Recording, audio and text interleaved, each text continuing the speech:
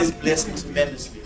God gave me a mission. He said, make sure you appoint people to positions where they're supposed to be. By the grace of God, that is done. He has already, last week, in our discussion, as a relationship, we need to have a discussion. He gave me my next move. And I thank him for that as to where we go next. Amen. But I want to thank God for he's been faithful.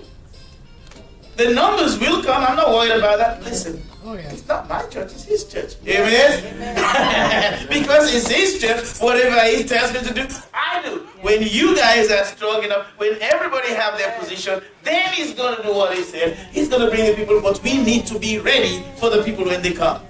Amen? And I want to thank God for his grace. I want to thank God for my wife. She has been a rock beside me. Amen? And I want to thank God for my kids. I want to thank God for everything. God has been gracious. And people ask me, say, why do you listen? If you realize, like I do, that without God, I'll amount to this. I have no business worrying about anything, and I have God. Amen? Amen.